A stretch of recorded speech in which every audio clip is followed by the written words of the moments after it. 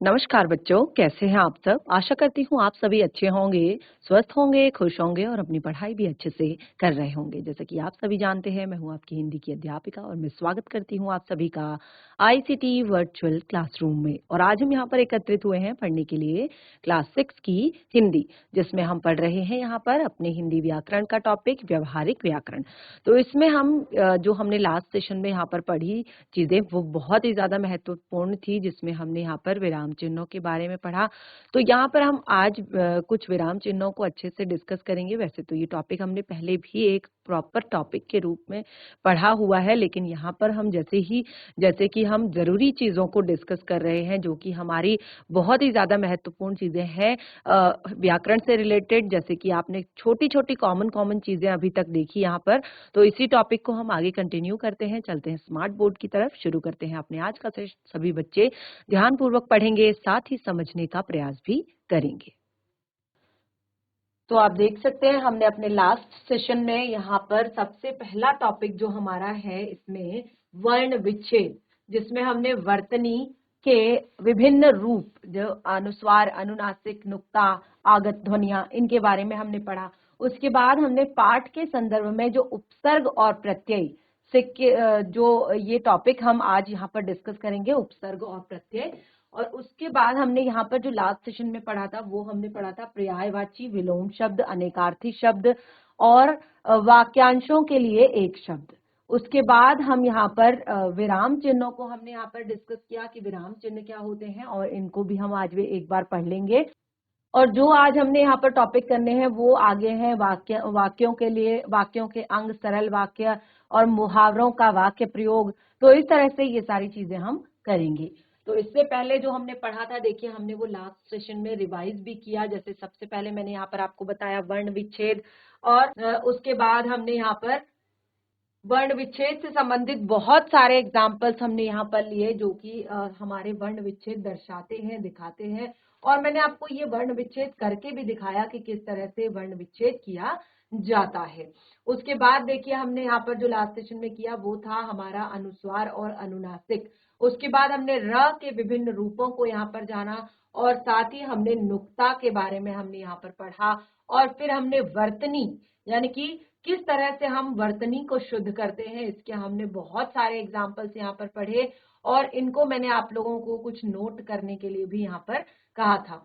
और जो last session में हमने पढ़ा वो था पर्यायवाची शब्द, जिसमें हमने बताया पर्यायवाची शब्द का क्या अर्थ होता है और कितने सारे पर्यायवाची शब्द हैं हमारे हिंदी में। और उनमें से कुछ महत्वपूर्ण शब्द जो बार बार यानी कि रिपीट होते हैं, उनको भी मैंने यहाँ पर हाईलाइट किया। और आप देख सकते हैं कितने सारे जो आपके पर्यायवाची शब्द हैं वो मैंने यहाँ पर आपके लिए क्लियर किए हैं। एक एक करके हमने यहाँ पर सबका पर्यायवाची बताया। और इसमें से कुछ शब्द, जैसे मैंने कहा कि हमेशा आपको याद होने चाहिए, ये एग्जाम में भी आपके आते हैं, ठीक है। तो आप देख सकते हैं। उसके बाद हमने विलोम शब्द किसे कहते हैं ये यहाँ पर पढ़ा। तो विलोम का अर्थ भी मैंने आप लोगों को क्लियर किया कि विलोम का अर्थ होता है उल्टा अर्थ प्रकट करने वाले शब्दों को विलोम शब्द कहते हैं। जो क्या करते हैं, उल्टा अर्थ प्रकट करते हैं, उनको विलोम शब्द कहा जाता है। तो आप देख सकते हैं कि कितने सारे विलोम शब्दों को हमने यहाँ पर पढ़ा, और इन शब्दों के लगभग सभी को मैंने यहाँ पर डिस्कस किया। और कुछ ही शब्द जो हैं वो आपके लिए मैंने यहाँ पर आपको नोट करने के लिए भी कहा था और आपको पढ़ने के लिए भी मैंने यहाँ पर कहा था। तो इतने सारे विलोम शब्द आप देख सकते हैं। और सारे के सारे जो विलोम शब्द हैं, इसका जो मेन अर्थ होता है वो होता है उल्टा अर्थ प्रकट करने वाले। जैसे बुराई का भलाई, भद्र का अभद्र, महान का शूद्र, मान का अपमान, महात्मन का दुरात्मन, यश का अपयश, यथार्थ का कल्पित, रक्षक का भक्षक, रुग्ण का स्वस्थ, लौकिक का अलौकिक, विरोध का समर्थन, वैध का अवैध, शुद्ध का अशुद्ध, सफल का विफल, प्रौढ़ का शिशु, बंधन का मोक्ष, भूषण का दूषण। तो इस तरह से देख सकते हैं आप कितने सारे विलोम शब्दों को हमने यहाँ पर डिस्कस किया था। और उसके बाद देखिए मैंने यहाँ पर अनेकार्थी शब्द, एक से अधिक अर्थ जिसके होते हैं, ठीक है। अनेकार्थी शब्दों को हमने यहाँ पर लास्ट सेशन में पढ़ा। तो अनेकार्थी शब्द भी बहुत ही ज्यादा महत्वपूर्ण है, जैसे एक से अधिक अर्थ जो प्रकट करते हैं। तो जैसे यहाँ पर एग्जाम्पल देखिए, कितनी सारे एग्जाम्पल मैंने आपको बताए। जैसे हमने यहाँ पर पढ़ा कि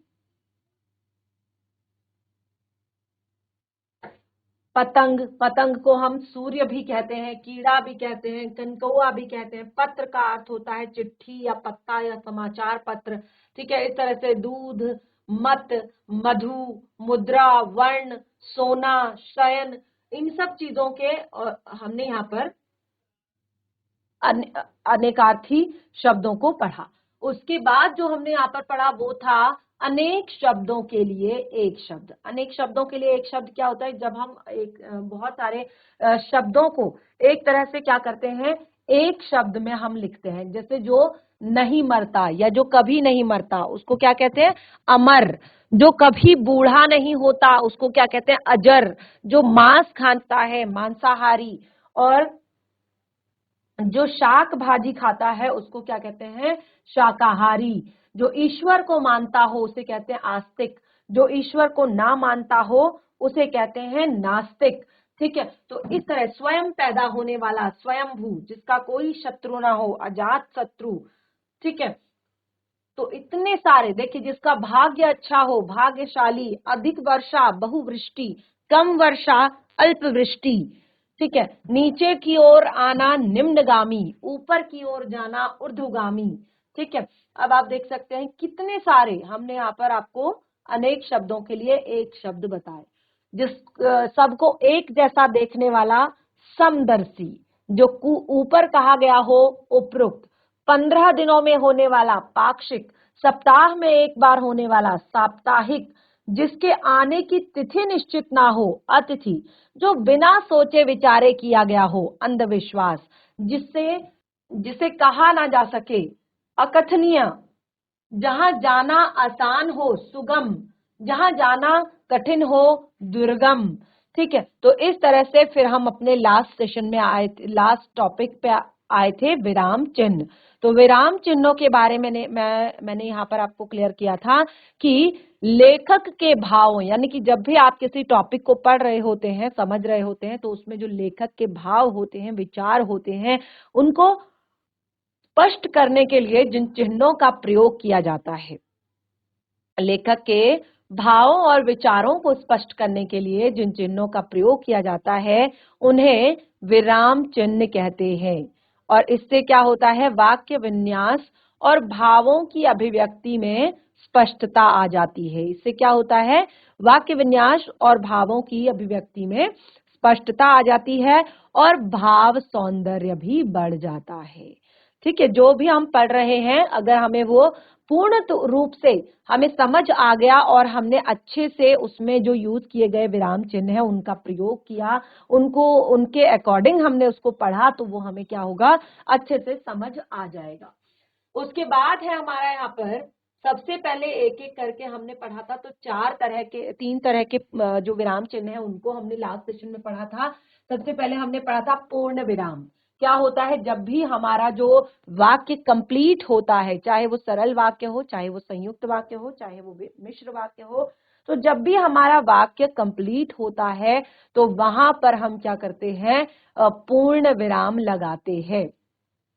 जैसे हमने कहा राम अच्छा लड़का है, ठीक है। उसके बाद प्रश्न सूचक चिन्ह। प्रश्न सूचक चिन्ह क्या होता है कि जहां पर जो वाक्यों के अंत में लगाया जाता है, ठीक है, जो वाक्यों के अंत में लगाया जाता है उसको प्रश्न सूचक चिन्ह कहा जाता है। जैसे तुम्हारा नाम क्या है, यदि एक ही वाक्य में कई प्रश्न सूचक उपवाक्य हो तो फिर क्या बताया था कि वाक्य की समाप्ति पर लगाया जाता है। जैसे तुम कहाँ गए थे, कैसे आए और क्या चाहते हो। फिर विस्मय आदि बोधक के लिए मैंने बताया था, इसमें संबोधन सूचक के रूप में भी इसका प्रयोग किया जाता है।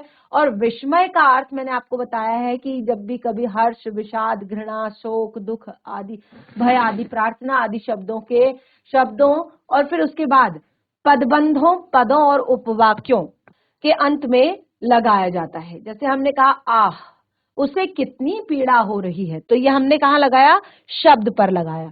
इतनी लंबी दीवार, तो ये हमने एक पदबंध पर लगाया। कैसा सुंदर दृश्य है, ये एक वाक्य है, इसके अंत में हमने लगाया।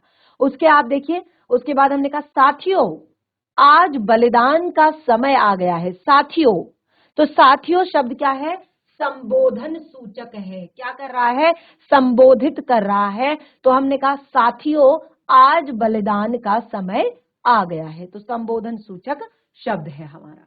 ठीक है, तो उसके बाद देखिए हमने यहाँ पर अगले, हम यहाँ पर जो विराम चिन्ह है उनको थोड़ा सा पढ़ेंगे और समझेंगे। जैसे पहला है हमारा अल्प विराम। अब अल्प विराम जो है ना, इसकी काफी एक तरह से अलग अलग तरह से इसको लगाया जाता है, अलग अलग जगह पर इसको लगाया जाता है। तो सबसे पहले यह वाक्य के बीच में लगाया जाता है। इतना आप ध्यान रखेंगे कि जो अल्प विराम होता है वो वाक्य के बीच में लगाया जाता है। ठीक है, अब ये कैसे बीच में लगाया जाता है, कब लगाया जाता है बीच में, ध्यान से सुनिएगा। जब एक ही प्रकार के कई शब्द आए, ठीक है, जब एक ही प्रकार के कई शब्द आए तो उनके बीच में ये लगाया जाता है और अंत में हम और का प्रयोग करते हैं। ठीक है, तो जैसे हमने कहा दिल्ली, मुंबई, चेन्नई, कोलकाता भारत के बड़े शहर हैं। दिल्ली, मुंबई, चेन्नई और कोलकाता। अब हमने कहा कि ये वाक्य के बीच में एक तरह से लगाया जाता है, लेकिन जब सेम वाक्यों का एंड हो रहा होता है, सेम शब्दों का एंड हो रहा होता है, उसके अंत में हम और लगाकर फिर हम उसको कंप्लीट करते हैं। तो फिर से देख लीजिए, दिल्ली, मुंबई, चेन्नई और कलकत्ता भारत के बड़े शहर हैं। तो 4 भारत के बड़े शहरों के नाम हमने लिखे, तो हमने क्या किया, उनके बीच में हमने अल्प विराम लगाया। ठीक है, तो अल्प विराम क्या होता है, जिसमें हम अर्ध विराम से भी, देखिए जो पूर्ण विराम होता है वहां पर हम पूर्ण रूप से रुक जाते हैं, जो अर्ध विराम होता है वहां पर हम क्या करते हैं, एक जो अल्प विराम होता है वहां पर हम क्या करते हैं, पूर्ण विराम से भी, पूर्ण विराम से थोड़ा सा कम समय के लिए रुकते हैं। ठीक है, तो अल्प विराम जो आप यहाँ पर देखेंगे, ठीक है, एक तरह से बहुत कम समय के लिए यहाँ पर रुका जाता है। जैसे हम चाहते हैं कि एक जैसे शब्दों का उच्चारण कर रहे हैं तो उसके बीच जो थोड़ा सा गैप लिया जाता है। ठीक है, और यहाँ पर भी कि जब एक ही प्रकार के कई पदबंधों या उपवाक्यों के बाद लेकिन अंतिम पदबंध के पहले और का प्रयोग होता है। जैसे जब हम सोचते हैं, विचार करते हैं और मनन करते हैं। ठीक है, अब देखिए 3 यहाँ पर पदबंध हैं। जब हम सोचते हैं, विचार करते हैं और मनन करते हैं, तो आप देखिए सोचते हैं के बाद हमारा अल्प विराम लगा हुआ है, विचार करते हैं फिर हमने दूसरा पदबंध लिखा और उसके बाद हमने लिखा और मनन करते हैं, तभी हमारा ज्ञान बढ़ता है। जब हम सोचते हैं, विचार करते हैं और मनन करते हैं, तभी हमारा ज्ञान बढ़ता है। अगला है वाक्य के प्रारंभ में आने वाले हाँ या नहीं के बाद। जैसे हाँ, तुम ठीक कहते हो, नहीं, मैं ऐसा नहीं कर सकता। ठीक है, तो जब वाक्य के शुरुआत में यदि हाँ और ना आता है तो वहां पर भी इस तरह का आपको अल्प विराम लगाना होता है। तो जैसे हमने कहा हाँ, तुम ठीक कहते हो, या नहीं, मैं ऐसा नहीं कर सकता। ठीक है, अगला है संबोधन सूचक शब्द के बाद। संबोधन सूचक शब्द के बाद और पर, परंतु, किंतु, लेकिन, क्योंकि, बल्कि, इसीलिए, फिर, वरन आदि समुच्चय बोधक अव्ययों से पहले। जैसे उसने बहुत मेहनत की, उसने बहुत बहुत मेहनत की परंतु सफल न हो सका। यानी कि जो भी आपके समुच्चय बोधक अव्यय शब्द जहां जहां पर प्रयोग होगा, उससे ठीक पहले भी आपको इस तरह से अल्प विराम का प्रयोग करना होगा। फिर से सुनिए, पर, परंतु, किंतु, लेकिन, क्योंकि, बल्कि, इसीलिए, फिर, वरन आदि समुच्चय बोधक ठीक है, जो समुच्चय बोधक अवयव शब्द हैं जहां पर भी वो प्रयोग होते हैं उनसे ठीक पहले आपको इस तरह से अल्पविराम लगाना होगा। जैसे हमने कहा उसने बहुत मेहनत की परंतु सफल ना हो सका। अब देखिए तारीख के साथ महीने का नाम लिखने के बाद, जब तारीख के साथ आप महीने का नाम लिखते हैं, जैसे 15 अगस्त, ये क्या है, तारीख है, और उसके बाद आपने महीने का नाम लिखा अगस्त, ठीक है, 15 अगस्त, फिर उसके बाद आपने अल्पविराम का प्रयोग किया 1947 1947 को भारत स्वतंत्र हुआ, ठीक है, 15 अगस्त, उसके बाद आपने अल्पविराम लगाया 1947 को भारत स्वतंत्र हुआ था, ठीक है। उसके बाद देखिए संयुक्त वाक्य और मिश्र वाक्य के बीच में, जहां पर संयुक्त वाक्य और मिश्र वाक्य होता है वहां पर भी लगाया जाता है। जैसे तुम जानते हो मैं घूमना फिरना पसंद करता हूं, तुम जानते हो मैं घूमना फिरना पसंद करता हूं, ठीक है। तो यहां पर देखिए तुम जानते हो मैं घूमना फिरना पसंद करता हूं, तुम जानते हो जो आपका संयुक्त वाक्य है उसमें यहां पर आधा जो आपका यानी कि एक जो आपका उपवाक्य है उसके बाद जो है अल्प विराम का प्रयोग किया गया है, उसके बाद उसको कंप्लीट किया गया है आगे, ठीक है। नौकर कमरा झाड़ता है, बिस्तर बिछाता है। अब देखिए फिर से सेम चीजें, दो उपवाक्य, नौकर कमरा झाड़ता है, बिस्तर बिछाता है और बाजार से सौदा लाता है, ठीक है। नौकर कमरा झाड़ता है, बिस्तर बिछाता है और बाजार से सौदा लाता है, ठीक है, ये क्लियर हुआ। तो इस तरह से ये था हमारे अल्प विराम, और अल्प विराम को आप कितनी सारी जगह पर यूज करते हैं ये आपको यहाँ पर दिखाया गया है, ठीक है। तो एक एक पॉइंट को आप याद रखेंगे जब आपको एग्जाम्पल देना होता है, भले ही आप देखेंगे यहाँ पर आपको 6-7 तरह से आपको उदाहरण दिया गया है कि आप यहाँ पर अल्प विराम का प्रयोग कर सकते हैं, लेकिन आपने क्या करना है, अगर आप 2-3 एग्जाम्पल भी दे देते हैं तो भी बहुत है, काफी है, ठीक है। अब देखिए यहाँ पर और भी बहुत सारे एग्जाम्पल दिए हैं, जैसे अवतरण चिन्ह के बाद, ठीक है, उसने कहा मैं यह कभी नहीं मान सकता, ठीक है, ये अवतरण चिन्ह के बाद भी लगाया जाता है कि उसने कहा, उसने कहा, यहां भी लगाया जाता है, फिर अवतरण चिन्ह का प्रयोग किया जाता है। पत्र में संबोधन के बाद, अगर आप पत्र लिख रहे हैं तो पत्र में संबोधन के बाद, ठीक है, जैसे आप लिखते हैं सेवा में श्रीमान प्रधानाचार्य जी, फिर अपने स्कूल का नाम, फिर लिखते हैं महोदय, ठीक है। तो यदि आप लिखते हैं महोदय, फिर अगर आप लिख रहे हैं आपका औपचारिक पत्र लिख रहे हैं तो उसमें आएगा महोदय, ठीक है, या महोदया, ठीक है। और अगर आप अनौपचारिक पत्र लिख रहे हैं, पिताजी को लिख रहे हैं, तो आप लिखेंगे पूज्य पिताजी, तो पूज्य पिताजी और महोदय। प्रिय मित्र, यदि आप अपने मित्र को पत्र लिख रहे हैं तो क्या लिखेंगे, प्रिय मित्र, ठीक है। तो इस तरह से यहाँ पर हमारा जो है अल्प विराम लगाया जाता है।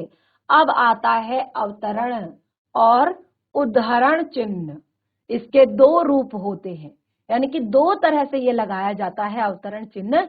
एक तो होता है इकहरा, इकहरा यानी कि जब सिंगल,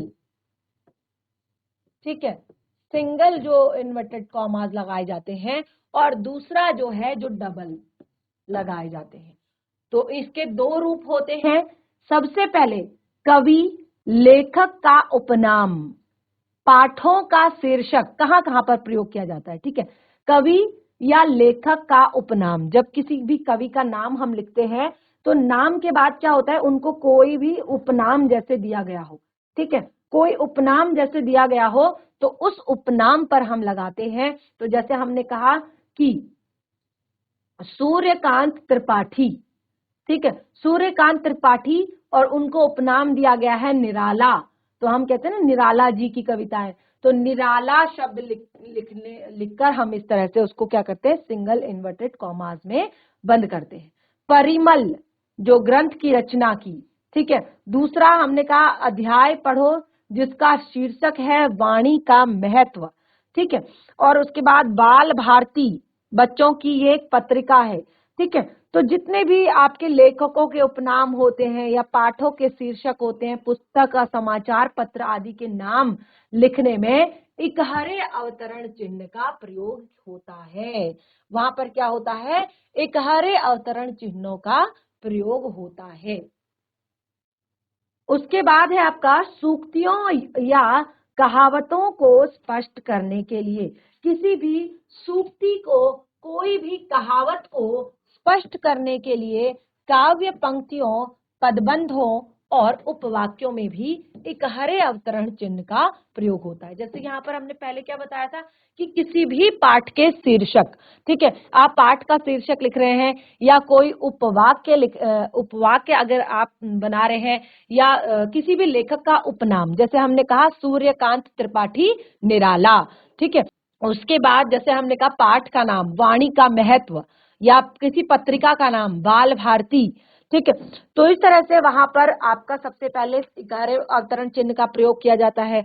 दूसरा आपका किया जाता है जब आप किसी भी काव्य की पंक्तियों, पदबंधों, उपवाक्यों में उपवाक्य लिख रहे हो तब भी किया जाता है। जैसे हमने यहाँ पर कहा उस बालक पर यह कहावत लागू होती है, यह कहावत लागू होती है कि होनहार बीरवान के होत चिकने पात, ठीक है। तुलसीदास ने सत्य लिखा है, बिनु भय होई न प्रीति। इस तरह से अगला, लेखक या वक्ता के कथन को ज्यों का त्यों लिख देने के लिए, जब कभी भी आप क्या करते हैं, लेखक या किसी वक्ता के कथन को ज्यों का त्यों लिख देते हैं, तो वहां पर दोहरे अवतरण चिन्ह का प्रयोग किया जाता है। जैसे प्राचार्य ने कहा विद्यार्थियों को अनुशासन में रहकर अध्ययन करना चाहिए। प्राचार्य ने कहा विद्यार्थियों को अनुशासन में रहकर शिक्षा, एक तरह से विद्या अध्ययन करना चाहिए। तो इसके और भी बहुत सारे एग्जाम्पल्स हैं, बहुत सारे उदाहरण हैं जहां पर हम विराम चिन्हों को इस तरह से पढ़ते हैं। अगला है हमारा योजक चिन्ह, और योजक चिन्ह के में आप क्या करते हैं, सामासिक पदों या पुनरुक्त और युग्म शब्दों के मध्य में यह चिन्ह लगाया जाता है। देखिए सभी चिन्हों के जो आपके साइन हैं वो इस तरह अलग अलग जगह, अलग अलग तरह के जो चिन्ह हैं अलग अलग लगाए गए हैं, ठीक है। तो योजक चिन्ह जो होता है वो इस तरह से लगाया जाता है, दो जो आपके युग्म शब्द होते हैं, जो युग्म शब्दों का युग्म होता है उनके बीच ये लगाया जाता है। जैसे हमने कहा सामासिक पदों, ठीक है, जो सामासिक पद होते हैं उनमें भी लगाया जाता है, जैसे देशभक्ति, ठीक है, तो देश के लिए भक्ति, ठीक है। और अब आपको यहाँ पर देखेंगे कि हमने कहा कि युग्म शब्दों के मध्य लगाया जाता है या सामासिक पदों के मध्य लगाया जाता है। तो एग्जाम्पल के लिए देखिए भारत रत्न, ठीक है, सुख दुख, तन मन धन, घर घर, ठीक है। और भी बहुत सारे एग्जाम्पल हैं जो योजक चिन्हों का के बारे में हमें यहाँ पर बताते हैं। अगला है निर्देशक चिन्ह। निर्देशक चिन्ह क्या होते हैं, यह योजक चिन्हों से थोड़ा सा बड़ा होता है, यानी कि सेम होता है। जो आपका योजक चिन्ह होता है वो थोड़ा सा छोटा होता है और दो शब्दों के बीच में लगता है, देख सकते हैं आप।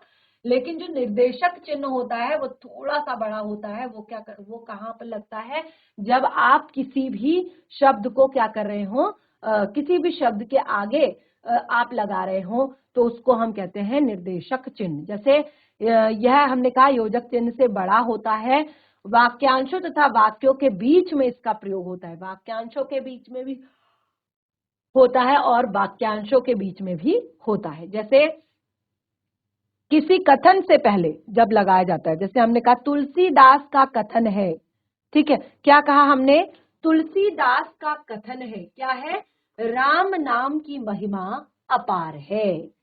किन्हीं दो वस्तुओं, कार्यों आदि का ब्यौरा देते समय, जैसे वह निम्नलिखित सामान लाया, ठीक है, वह निम्नलिखित सामान लाया। आपने कहा कि यहाँ पर हम ब्यौरा दे रहे हैं, जैसे क्या क्या लाया, मसाले लाया, दालें लाया, फल लाया, मुरब्बा लाया, चटनी लाया और अचार लाया, ठीक है। उसके बाद आता है हमारा कोष्ठक चिन्ह। नंबर 8, कोष्ठक चिन्ह क्या होता है? क्रम सूचक अंकों, ठीक है, क्रम सूचक अंकों, जो क्रमवार लगे हुए जो अंक होते हैं, क्रम सूचक अंक जो होते हैं के साथ लगाया जाता है। जैसे हमने कहा दिशाएं 4 होती हैं, ठीक है, 4 दिशाएं होती हैं, उनको जब हम लिखेंगे पूर्व, पश्चिम, उत्तर, दक्षिण।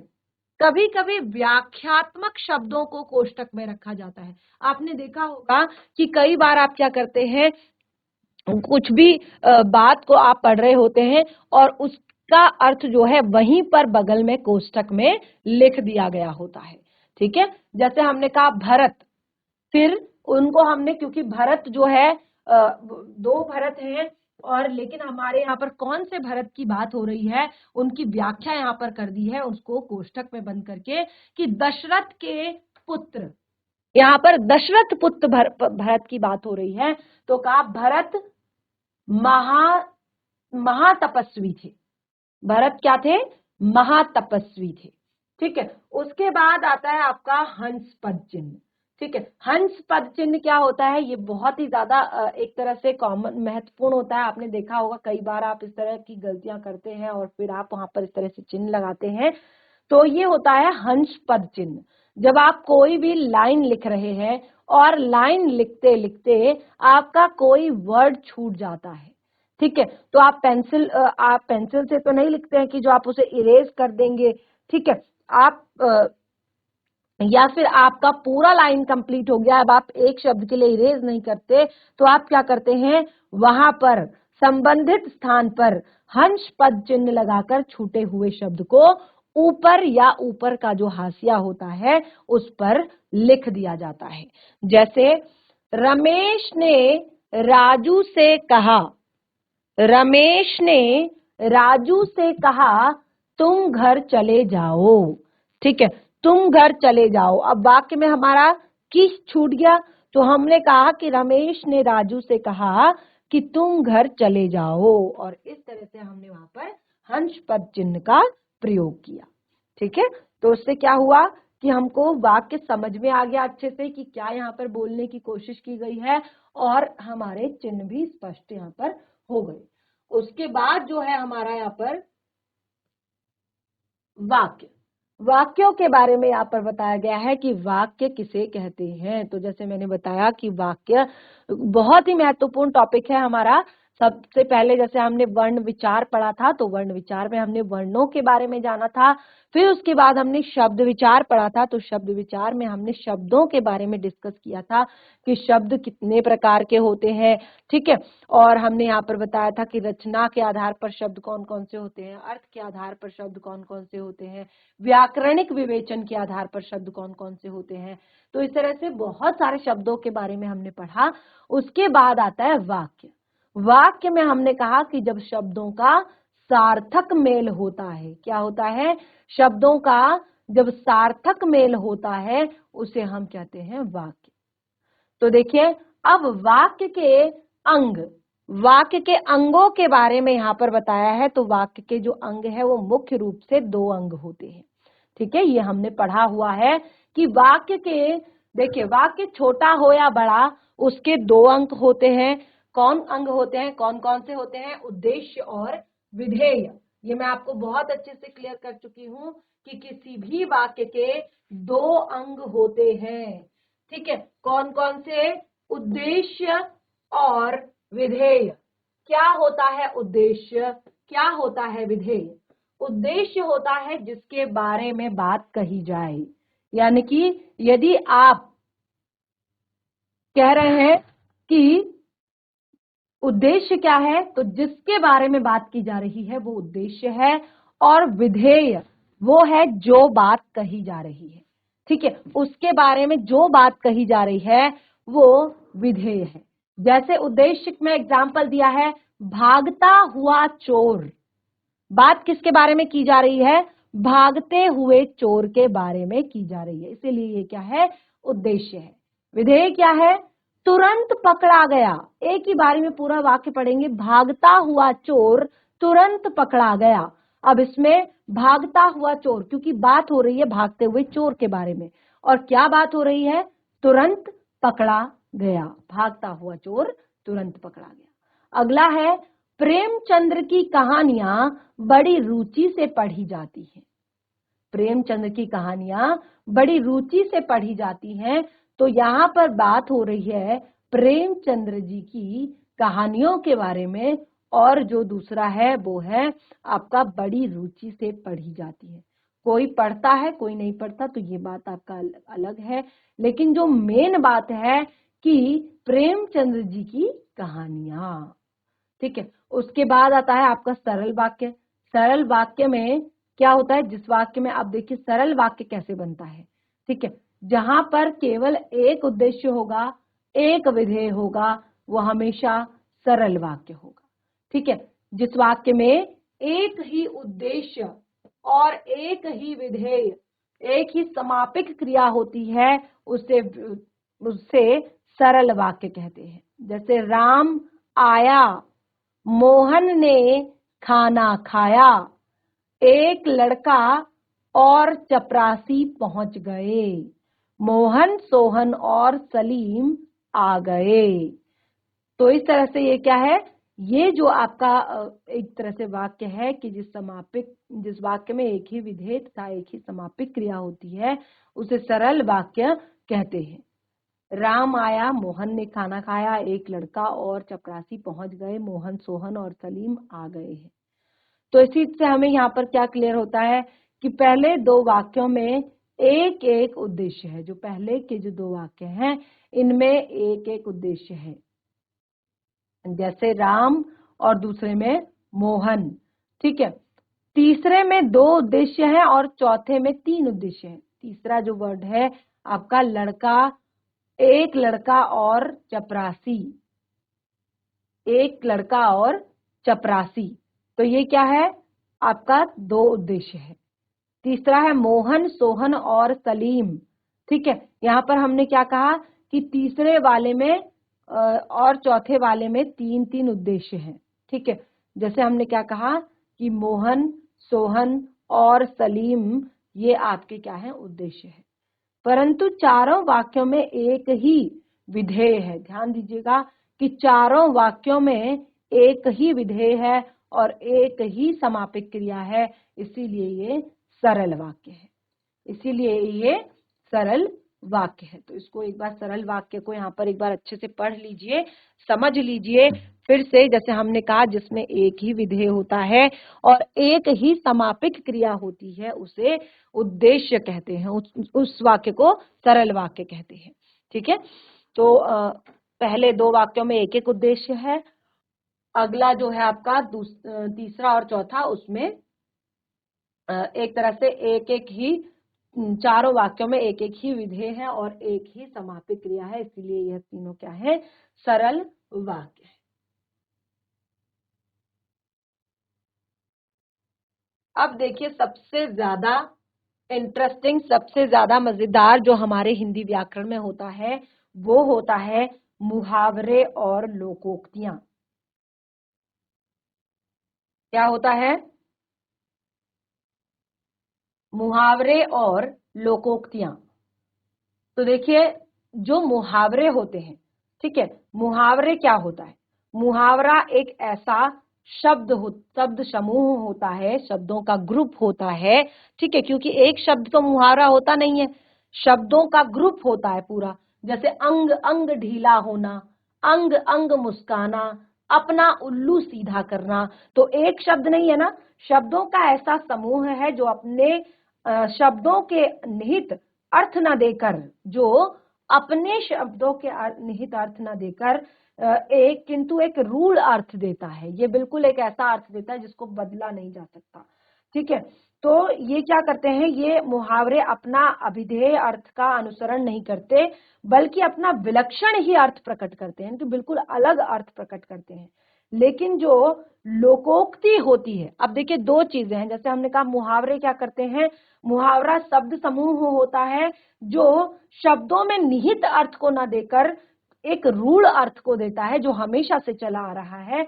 और लोकोक्तियां क्या करती हैं? लोकोक्तियों का अर्थ ही होता है जो लोक में प्रचलित हो। लोक अर्थात समाज, उक्ति अर्थात कोई भी बात, कोई भी विषय। तो यहाँ पर कहा है कि लोकोक्ति, तो हमने यहाँ पर बताया कि जो मुहावरे हैं वो आपके शब्द समूह हैं, और जो लोकोक्ति है वो है लोगों में प्रचलित जो आपके शब्द होते हैं। ठीक है, अब ये जो लोकोक्तियां होती है ना, वो सामाजिक नीति और एक तरह से जो लोकोक्तियां होती हैं सामाजिक नीति और उनके आदर्श स्थापित करने के माध्यम से बनती हैं, क्योंकि आपने देखा होगा ज्यादातर चीजें समाज से ही जुड़ी होती हैं। और एक तरह से जो किसी भी जो आपका मुहावरा होता है वो प्रसंग के अनुरूप अर्थ देता है, और कभी भी मुहावरा जो होता है वो पूर्ण वाक्य नहीं होता, यानी कि वहां पर वाक्य पूरा नहीं होता। जैसे हमने कह दिया कोल्हू का बैल, तो यहाँ पर वाक्य कंप्लीट नहीं है। खून पसीना एक करना, चैन की बंसी बजाना, झक मारना, अंग अंग मुस्काना। तो मुहावरा कहीं से भी पूर्ण अर्थ नहीं प्रकट करता, और ये तो आपको बता ही दिया है कि वो अपने सामान्य अर्थ को नहीं बल्कि किसी विशिष्ट अर्थ को के लिए किया जाता है उसका प्रयोग। और लोकोक्तियों में मैंने जैसे आपको बताया कि जो लोकोक्तियां होती है वो एक वाक्य के रूप में होती हैं, और जैसे हमने कहा कि लोकोक्ति का स्वरूप जो है अपरिवर्तित रहता है, और बहुत सारी चीज है। तो ये हम यहाँ पर अभी अच्छे से क्लियर करेंगे। तो देखिए पहला हमारा मुहावरा है अंग अंग ढीला होना, जिसका अर्थ है बहुत थक जाना। देखिए यहाँ पर वाक्य प्रयोग भी किया गया है कि दिन भर की दौड़ धूप से मेरा अंग अंग ढीला हो गया। अंग अंग मुस्काना यानी कि बहुत प्रसन्न होना, परीक्षा में प्रथम आने के कारण उसका अंग अंग मुस्का रहा था। अपना उल्लू सीधा करना, अपना मतलब निकालना। आजकल जो है आजकल के नेता या आजकल के जो लोग हैं वो अपना उल्लू सीधा करने में लगे रहते हैं। अगला है कोल्हू का बैल, दिन रात काम में जुटे रहना। सरस्वती देवी की बहू तो कोल्हू के बैल की तरह काम में लगी रहती है। खून पसीना एक करना, कठोर परिश्रम करना, मेहनत करना। तो किसान अपना खून पसीना एक करके अनाज उगाते हैं। चैन की बंसी बजाना, सुख के साथ रहना। कपड़े का व्यापार अच्छा चलने के कारण मोहन चैन की बंसी बजा रहा है।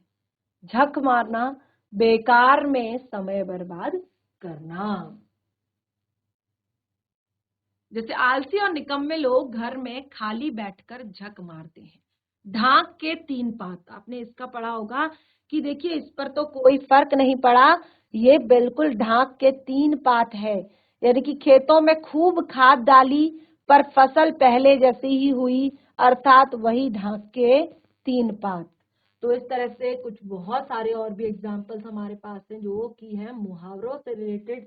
उसके बाद हम यहाँ पर लोकोक्तियों से संबंधित जो है एग्जाम्पल्स पढ़ेंगे। तो जैसे हमने कहा दौड़ धूप करना, दौड़ धूप करना अर्थात कठिन परिश्रम करना। नौकरी पाने के लिए मोहन ने काफी दौड़ धूप की। मक्खियां मारना, बेकार बैठना। अधिकांश पढ़े लिखे नौजवान आजकल मक्खियां मार रहे हैं। श्री गणेश करना यानी कि प्रारंभ करना, आज हम अपनी नई दुकान का श्री गणेश कर रहे हैं।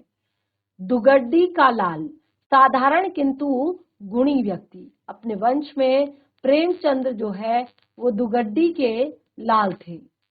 गागर में सागर भरना, थोड़े शब्दों में बहुत कुछ कह देना। ठीक है, गागर में सागर भरना तो थोड़े शब्दों में बहुत कुछ कह देना। बिहारी ने अपने दोहों में गागर में सागर भर दिया। जो बिहारी जी हैं उनके बारे में कहा है कि उन्होंने अपने दोहों में गागर में सागर भर दिया। तिल का ताड़ बनाना, अब देखिए ताड़ का जो वृक्ष होता है वो बहुत ही बड़ा होता है और तिल का दाना जो है वो बहुत ही छोटा होता है। तो यहाँ पर क्या कहा, तिल का ताड़ बनाना, यानी कि एक बहुत ही छोटी सी बात को बहुत बड़ा कर देना।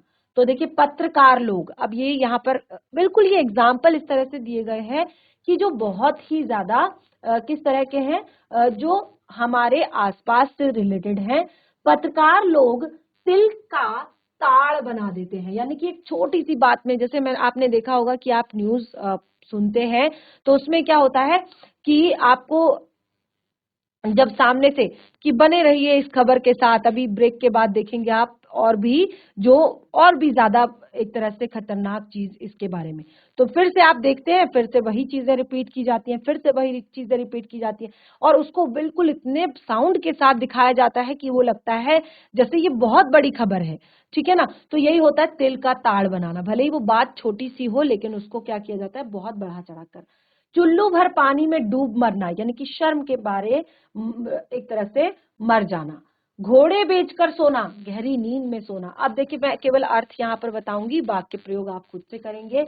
उसके यहाँ आने से गुड़ गोबर करना, उल्टी गंगा बहाना, प्रतिकूल कार्य करना। ठीक है। बहती गंगा में हाथ धोना, अच्छा मौका देखकर फायदा उठाना। दूध का दूध, पानी का पानी, उचित न्याय करना। दूध का दूध करना, पानी का पानी, उचित न्याय करना। ठीक है। तो इस तरह से यहाँ पर बहुत सारे और भी हमारे पास मुहावरे हैं, लोकोक्तियां हैं जिनको आपने पढ़ना है, समझना है। और ये भी हमारा एक ऐसा टॉपिक है मुहावरे और लोकोक्तियां, जो कि अभी तो आप क्लास 6 में हैं, लेकिन क्लास 7, 8, 9, 10 और उसके बाद आगे भी कोई भी कॉम्पिटिटिव एग्जाम देते हैं तो वहां भी आपको यही चीजें, इस तरह की चीजें पढ़ने को मिलेंगी। तो देखिए कुछ ये जो होमवर्क मैंने आपको दिया है इसको जरा सा पढ़ लें घर पर। उसके बाद हम आगे अपना अशुद्धि संशोधन से संबंधित जो टॉपिक है उसको आगे कंटिन्यू करें। तो इस तरह से आज हमने यहाँ पर और भी ज्यादा महत्वपूर्ण चीजें जो की है मुहावरे और लोकोक्तियां, और साथ ही हमने कंप्लीट किया अपने विराम चिन्हों से संबंधित टॉपिक। और आपने देखा कि कितने ज्यादा महत्वपूर्ण होते हैं विराम चिन्ह किसी भी वाक्य के अर्थ को पूर्ण रूप से समझने के लिए। यदि हम विराम चिन्हों को का प्रयोग सही तरीके से नहीं करेंगे या विराम चिन्हों को हम सही तरीके से नहीं लगाएंगे तो वहां पर अर्थ का अनर्थ भी हो जाता है। यानी कि कई बार क्या होता है कि वाक्य हमें पूर्ण रूप से समझ में नहीं आता है और वाक्य का अर्थ जो है पूरी तरह से बदल जाता है यदि हम विराम चिन्हों का प्रयोग सही तरीके से नहीं करेंगे। तो उसके बाद जैसे मुहावरे और लोकोक्तियां पढ़ी हैं तो ये तो आपको जैसे मैंने बताया कि मुहावरे क्या होते हैं, ये एक पूर्ण वाक्य नहीं होता है, केवल एक वाक्यांश होता है, जबकि लोकोक्तियां एक पूर्ण वाक्य होती हैं। और मुहावरे जो होते हैं वो क्या करते हैं, अपने एक जो अपना जो रियल अर्थ होता है उससे बिल्कुल अलग अर्थ देते हैं, विशिष्ट अर्थ को प्रकट करते हैं। जबकि लोकोक्तियां जो होती हैं वो समाज से रिलेटेड होती है, लोगों से ली गई होती है, लोगों से समाज से ली गई होती हैं। तो इसमें हमने दोनों चीजें मुहावरे और लोकोक्तियां एक बार डिस्कस कर ली हैं। यहाँ पर आगे काफी सारे और एग्जाम्पल हैं जिनको हम कंटिन्यू करेंगे नेक्स्ट सेशन में। और उसके बाद जैसे मैंने बताया कि अशुद्धि संशोधन से संबंधित, यानी कि वाक्यों में जो अशुद्धियां होती हैं उनसे संबंधित जो है आगे टॉपिक कंटिन्यू हम करेंगे। तो आशा करती हूँ कि आपको आज का टॉपिक जो है पसंद आया होगा। हम मिलेंगे अपने नेक्स्ट सेशन में, तब तक के लिए धन्यवाद। आपका दिन शुभ हो।